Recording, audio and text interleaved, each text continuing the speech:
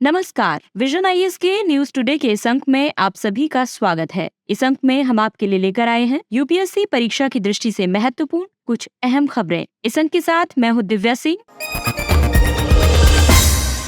आइए सबसे पहले बात करते हैं इस अंक की हेडलाइंस के बारे में। केंद्र सरकार ने 16 राज्यों को पूंजीगत निवेश के लिए 56,415 करोड़ रुपए की मंजूरी दी। नए वैश्विक मानदंड में ग्रीन वॉशिंग पर अंकुश लगाने के लिए कंपनियों को सामग्री उत्पादन से हुए उत्सर्जन को प्रकट करने और जलवायु वित्त पोषण के लिए कहा गया। नोबेल पुरस्कार विजेता और लिथियम आयन बैटरी के सह आविष्कारक जॉन बेनिस्टर गुडएनफ का निधन हो गया। अल्फाबेट ने दूर दराज के इलाकों तक इंटरनेट पहुंचाने के लिए लेजर का उपयोग किया शुरू। डिजिटल प्रकाशक कंटेंट शिकायत परिषद ने ओटीटी प्लेटफॉर्म से आपत्तिजनक कंटेंट हटाने का निर्देश दिया तथा भारतीय प्रतिभूति और विनिमय बोर्ड ने रिट्स और इनविट्स के लिए अनुपालन नियम जारी किए। और आइए अब खबरों पर विस्तार से चर्चा करते हैं।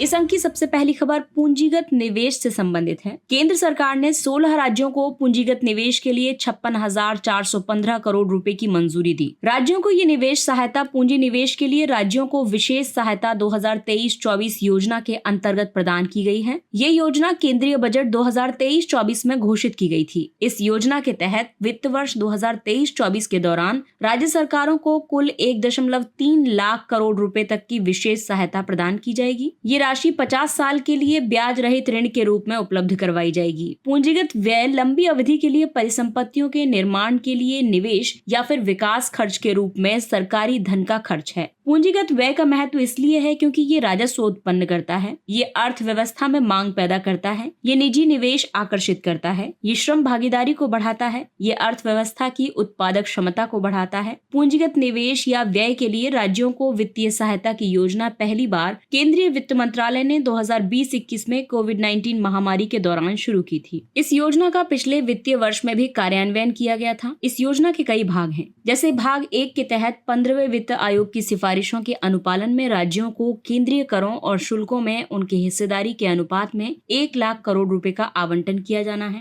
भाग 2 के तहत पुराने वाहनों को स्क्रैप करने के लिए प्रोत्साहन के रूप में सहायता देनी है। भाग 3 के तहत शहरी योजना निर्माण सुधारों के लिए सहायता। इसके अलावा भाग 4 के तहत शहरी स्थानीय निकायों की वित्तीय स्थिति में सुधार के लिए सहायता दी जाएगी, जिससे कि यूएलबीज को म्युनिसिपल बॉन्ड के लिए वित्तीय रूप से सक्षम बनाया जा सकेगा और वे म्युनिसिपल बॉन्ड जारी कर सकेंगे। भाग 5 के तहत शहरी क्षेत्रों में पुलिस स्टेशन के परिसर में पुलिस कर्मियों और उनके परिवारों के लिए आवासों की संख्या में वृद्धि करने के लिए सहायता दी जाएगी। भाग 6 के तहत यूनिटी मॉल के निर्माण के लिए सहायता दी जाएगी। यूनिटी मॉल की अवधारणा को बजट 2023-24 में प्रस्तुत किया गया था। यूनिटी मॉल राज्य के एक जिला एक उत्पाद के तहत उत्पादों को बढ़ावा देने और बेचने के लिए समर्पित होंगे। भाग 7 के तहत बच्चों और किशोरों के लिए पंचायत और वार्ड स्तर पर डिजिटल अवसंरचना युक्त पुस्तकालय स्थापित करने के लिए राज्यों को वित्तीय सहायता दी जाएगी। और भाग 8 के तहत राज्य सरकारों द्वारा केंद्र प्रायोजित योजनाओं के लिए समय पर धनराशि जारी करने के लिए प्रोत्साहन दिया जाएगा।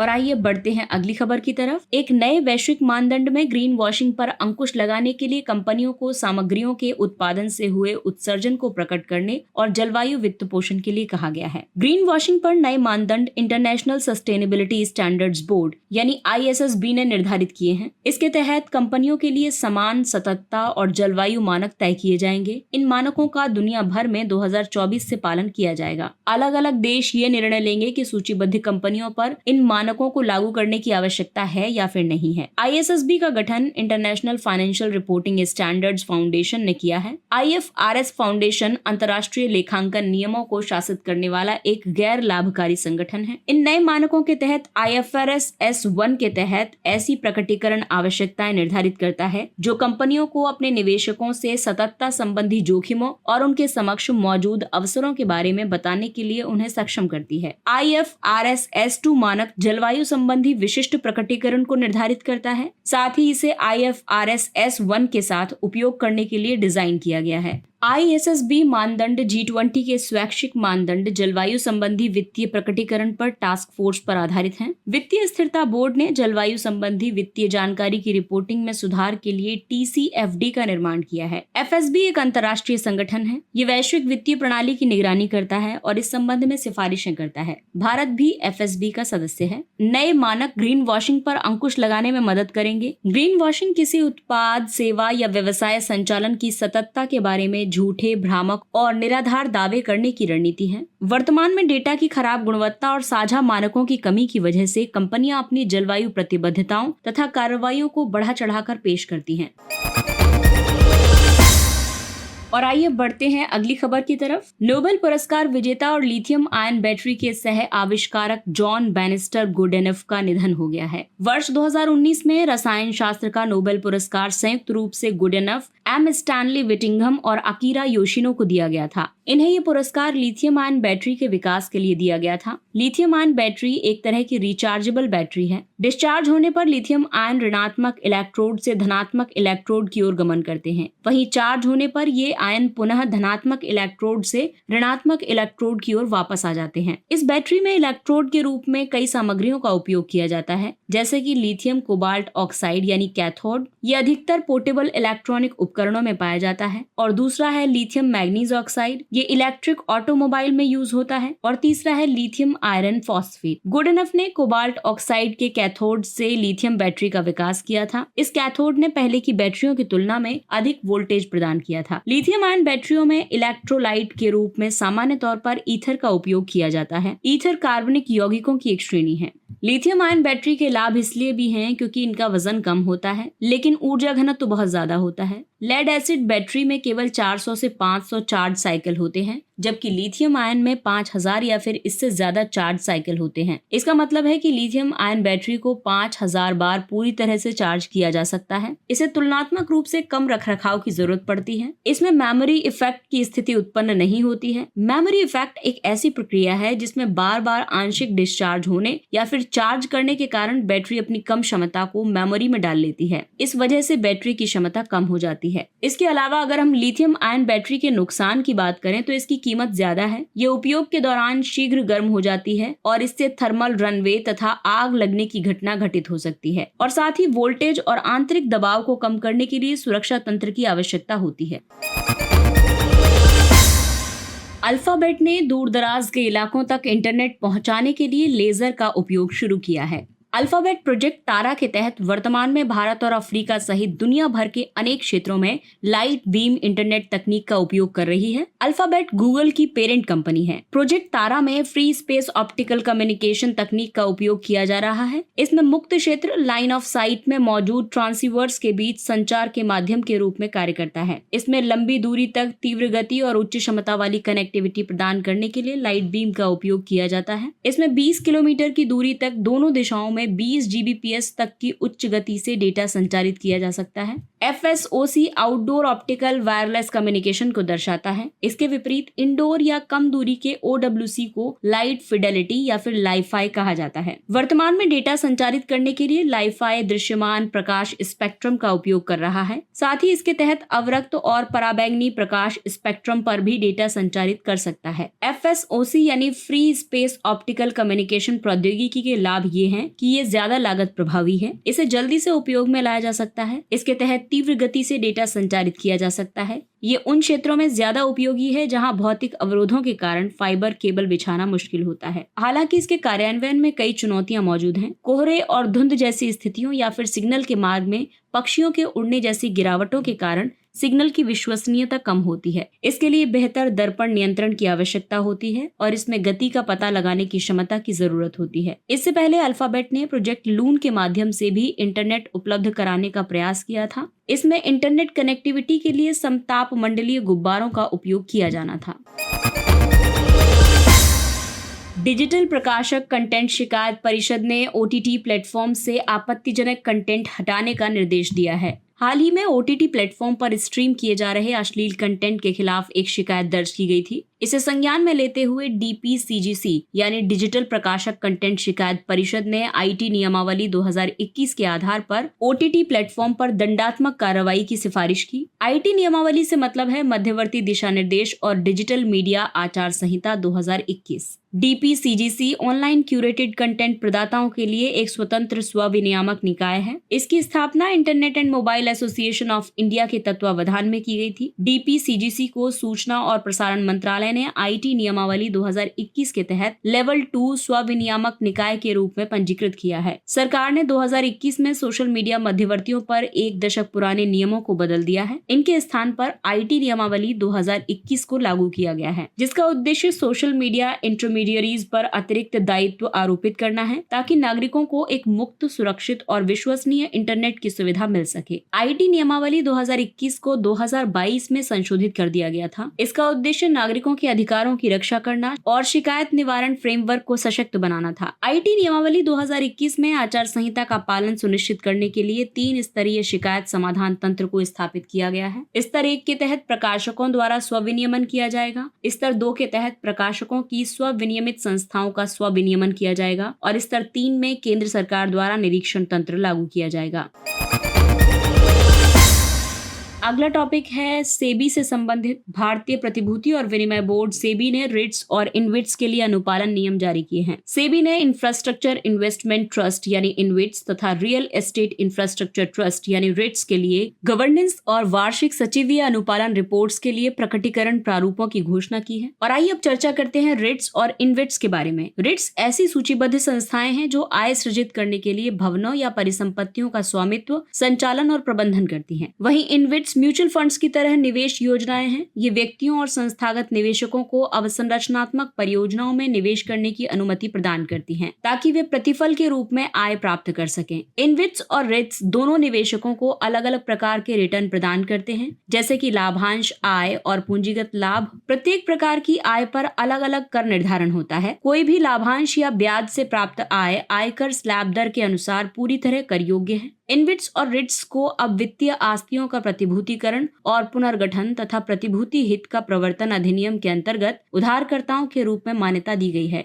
रिट्स और इनविट्स के लाभ ये हैं कि ये डेवलपर्स को राजस्व सृजन करने वाली अपनी अचल परिसंपत्तियों या अवसंरचना परिसंपत्तियों का मुद्रीकरण करने और नई परियोजनाओं के वित्त पोषण के लिए पूंजी जारी करने में सक्षम बनाते हैं। निवेशकों को इन परिसंपत्तियों में स्वामित्व प्राप्त किए बिना निवेश करने की अनुमति प्रदान करते हैं। सुचारू परिचालन सुनिश्चित करने के लिए व्यावसायिक प्रबंधन को लागू करते हैं। हालांकि रिट्स और इनविट्स की सीमाएं हैं। सीमित निधि निवेशकों के लिए कम विकल्प उपलब्ध करवाती है। साथ ही इसमें लाभांश एवं आय पर लगने वाला कर है। इसके अलावा बाजार सहभागियों की संख्या में कमी के कारण तरलता भी निम्न स्तर पर बनी हुई है। आपको बता दें कि सेबी ने निवेशक के बैंक खाते में अवरुद्ध धन के आधार पर द्वितीयक बाजार में ट्रेडिंग के लिए एक पूरक प्रक्रिया शुरू की है, जिसका उद्देश्य निवेशक के धन का उपयोग करके अनधिकृत ट्रेडिंग को रोकना है। ये प्रक्रिया प्राथमिक बाजार में पहले से उपलब्ध application supported by blocked amount यानी ASBA जैसी सुविधा के अनुरूप है। ASBA में निवेशक की पूंजी खरीद आदेश के निष्पादन तक ब्रोकर को हस्तांतरित होने की बजाय उसके अपने स्वयं के बैंक खाते में अवरुद्ध रहती है।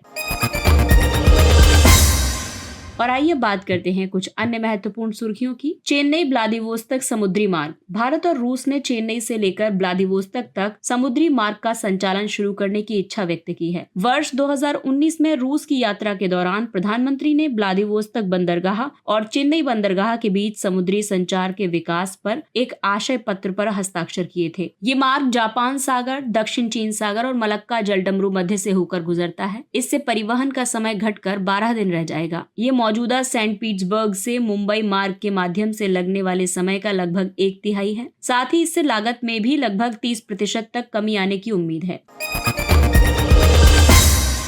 अगला टॉपिक है धर्मार्थ संस्थाओं के लिए आयकर नियमों में संशोधन। केंद्रीय प्रत्यक्ष कर बोर्ड ने धर्मार्थ संस्थाओं को लेकर कई संशोधन किए हैं। ये संशोधन 1 अक्टूबर 2023 से लागू होंगे। इनके तहत धर्मार्थ संस्थाओं को कई कार्य करने होंगे। उन्हें कर लाभ का दावा करने के लिए ये उल्लेख करना होगा कि की गई गतिविधियां धर्मार्थ या धार्मिक या फिर दोनों हैं। एक दिन में 2 लाख रुपए से अधिक की दान प्राप्ति का विवरण प्रस्तुत करना होगा। इसके अलावा आयकर कानून के तहत धर्मार्थ संस्थानों, धार्मिक न्यासों तथा गैर लाभकारी चिकित्सा और शैक्षणिक संस्थानों की आय को कर से छूट दी गई है। हालांकि इन संस्थाओं को आयकर विभाग में पंजीकरण कराना आवश्यक है। इससे पहले केंद्रीय बजट 2023-24 में धर्मार्थ संस्थानों के कर प्रबंधन में कई बदलावों की घोषणा की गई थी।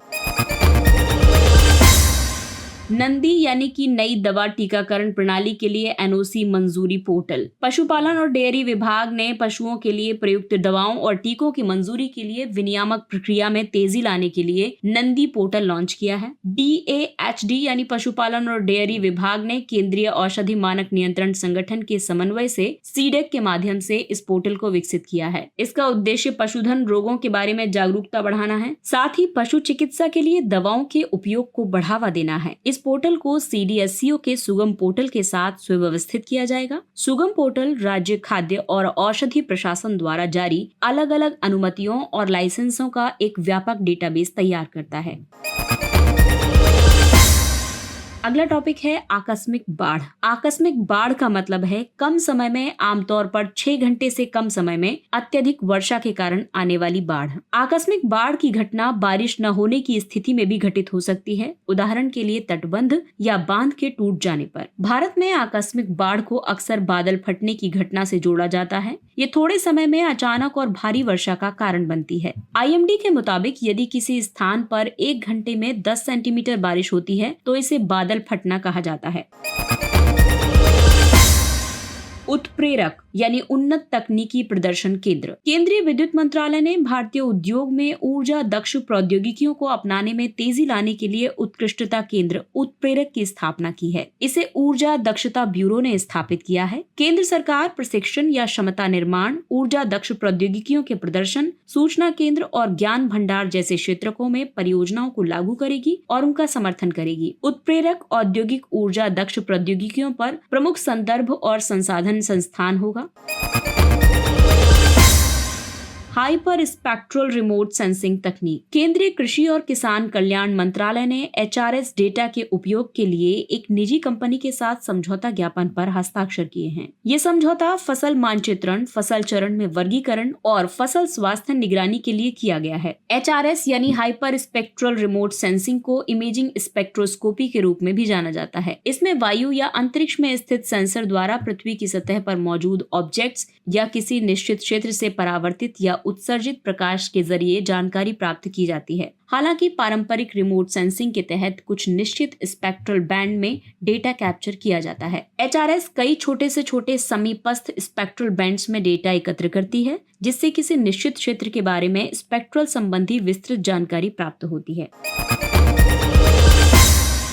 और आइए अब बात करते हैं सुर्खियों में रही महत्वपूर्ण शब्दावलियों के बारे में। ऑर्गेनिक बुद्धिजीवी, ऑर्गेनिक इंटेलेक्चुअल। इटली के एक मार्क्सवादी विचारक एंटोनियो ग्राम्शी ने सबसे पहले ऑर्गेनिक बुद्धिजीवी शब्दावली का उपयोग किया था। ग्राम्शी की परिभाषा के मुताबिक ऑर्गेनिक बुद्धिजीवी वे विशिष्ट बुद्धिजीवी हैं जो जनता के बीच जागरूकता पैदा करने में मदद कर सकते हैं। इस तरह के बुद्धिजीवी समाज के एक ऐसे वर्ग से आते हैं जहां आमतौर पर कोई बुद्धिजीवी नहीं बन पाता है। ये आम जनता के बीच से निकलकर पेशेवर तरीके से बुद्धिजीवी बनने के बाद भी अपने मूल समाज से जुड़े रहते हैं। दूसरी ओर पारंपरिक बुद्धिजीवी अपने समाज से कट जाते हैं।